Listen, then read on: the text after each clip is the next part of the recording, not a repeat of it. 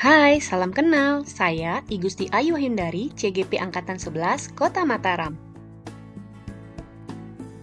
Saya akan menyampaikan koneksi antar materi, kesimpulan dan refleksi modul 1.1 Pemikiran Ki Hajar Dewantara. Siapakah Ki Hajar Dewantara? Raden Mas Suwardi Suryaningrat atau dikenal dengan Ki Hajar Dewantara adalah seorang pahlawan nasional yang lahir di Paku Alam 2 Mei 1889 dan wafat di Yogyakarta pada 26 April 1959. Beliau dikenal sebagai Bapak Pendidikan Nasional berkat jasa-jasanya dalam memajukan pendidikan di Indonesia. Untuk mengenang jasa beliau, maka tanggal lahir beliau diperingati sebagai Hari Pendidikan Nasional. Seperti apa sih pemikiran-pemikiran Ki Hajar Dewantara tentang pendidikan? Pemikiran Ki Hajar Dewantara tentang pendidikan.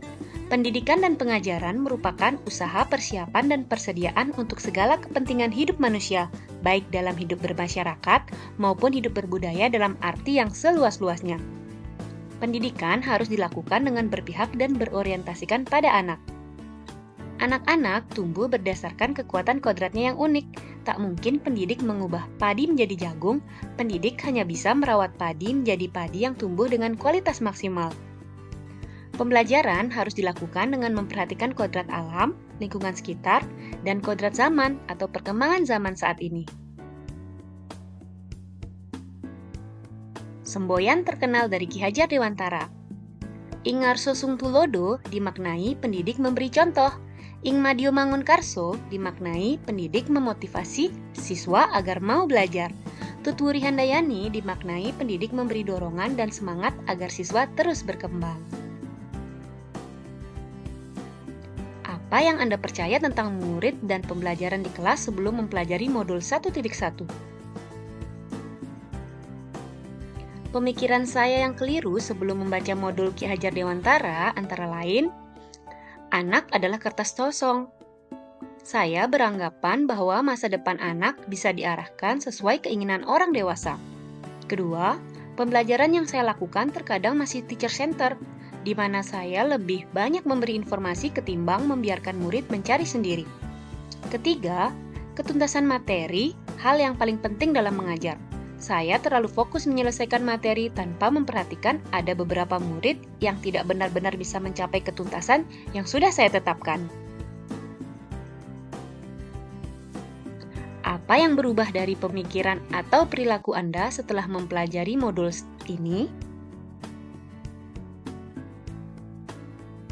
Yang pertama, ternyata anak bagaikan kertas dengan garis-garis yang masih samar.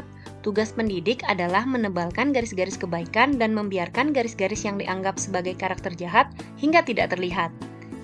Kedua, saya menyadari saya bukan satu-satunya sumber belajar bagi anak, namun saya akan menempatkan murid menjadi subjek utama dalam pembelajaran. Ketiga, setiap anak memiliki tingkat kemampuan dan kebutuhan yang berbeda dengan belajar, sehingga kita tidak bisa memberi patokan ketuntasan yang sama untuk semua anak. Apa yang dapat segera Anda terapkan lebih baik agar kelas Anda mencerminkan pemikiran Ki Hajar Dewantara? Yang akan segera saya terapkan setelah mempelajari modul ini, saya akan lebih mendekatkan diri kepada peserta didik sehingga saya mengetahui gambaran masa depan mereka.